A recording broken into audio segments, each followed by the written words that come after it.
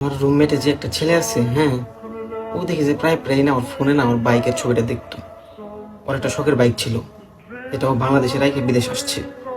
তো ওর ফোনে ওয়ালপেপারও দেখেছি ওর বাইকের ছবি। তখন আমি বুঝলাম যে ও হয়তো বাইক প্রেমিক বা ওর শখের একটা বাইক আছে বাংলাদেশে। তো আজকে হঠাৎ করে দেখি যে ও মার সাথে ফোনে কথা বলতেছে ভিডিও কলে। তো সামনে আবার ঈদ, কিছুদিন পরে ঈদ।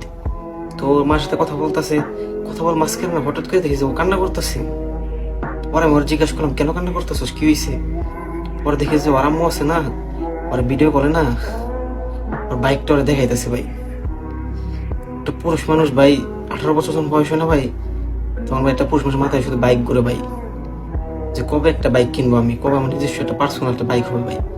তো ও ভাই এরকমই ভাই, বাইকটা অনেক শখের ছিল ভাই। তো পরিস্থিতির কারণে ভাই, হয়তো ওর নিজেরই কিছু ভুলের কারণে অধিকাংশ এই প্রবাসী ভাই, অধিকাংশ পুরুষই হচ্ছে কি নিজের ভুলের কারণে এই প্রবাসে আসে ভাই। তো ও সেম এরকম একটা কিছু একটা ভুল করছে, যে ভুলের কারণে আজকে ওর শখের বাইকটা রেখে বিদেশ আসতে হয়েছে। দেখছি ভিডিও করে না ওর বাইকটা দেখে না ভাই, ও কান্না করে দিছে ভাই। মানে ওর কান্না দেখে না ভাই আমি আর নিজের কন্ট্রোল রাখতে পারি নাই। পরে ওরে না আমি জড়াই ধরে না বলছে, ভাই দেখ, কিছু পাইতে হলে ভাই কিছু হারাইতে হবে ভাই, চুজ করে লাভ নাই। ওর মাও দিয়ে দেখা দেখে কান্না করতেছে, ও আসছে নতুন, বেশি দিন হয় নাই, 20-25 দিন হবে হয়তো। তো ওর শখের বাইকটা রেখে আসছে ভাই। তো বুঝলাম যে একটা পুরুষ ভাই নারীর থেকে অন্য একটা গাড়ির প্রেমে পড়ে আরো বেশি। একটা গাড়ি না, একটা পুরুষ একটা গাড়ির অনেক ভালোবাসে ভাই।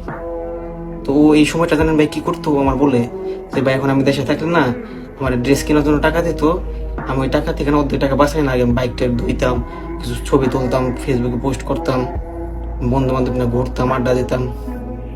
আর এখন ভাই এই বিদেশ আসার পরে না ভাই সব শেষ হয়ে গেছে ভাই। এখন একদিন নতুন জামা কাপড় কিনতে মন চায় না ভাই, মনে শান্তি নেই ভাই, কেনা কি করবো ভাই, খুব খারাপ লাগে ভাই। নতুন বউ রেখে আসা যে কথায় প্রবাসে শখের নতুন বাইকটা রেখে সবাই সেম কথা ভাই।